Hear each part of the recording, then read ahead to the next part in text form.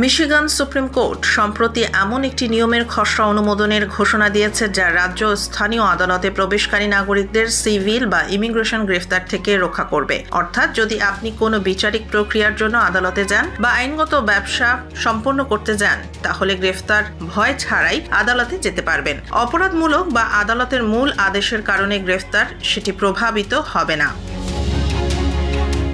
সমর্থকরা মনে করেন এই পরিবর্তন নাগরিকদের নিরাপদে আদালতে উপস্থিত হওয়ার সুযোগ দেবে এবং বিচার ব্যবস্থার কার্যকারিতা বৃদ্ধি করবে। মিশিগান ইমিগ্রেন্ট রাইটস সেন্টারের পরিচালক বলেন, যারা আদালতে যাওয়ার ভয়ে না আসেন তারা বিচার প্রক্রিয়া থেকে বঞ্চিত হন।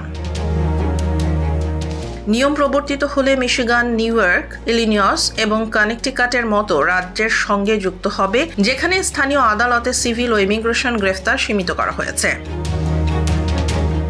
রাজ্য সর্বোচ্চ আদালত ডিসেম্বর 22 পর্যন্ত প্রকাশ্য মন্তব্য সংগ্রহ করছে। প্রায় 500টি মন্তব্যে বেশিরভাগ প্রস্তাবের পক্ষে। আদালত একটি সার্বজনীন শুনানি করে চূড়ান্ত সিদ্ধান্ত নেবে, যা নাগরিকদের নিরাপদভাবে বিচার প্রক্রিয়ায় অংশ নেওয়ার অধিকার নিশ্চিত করবে।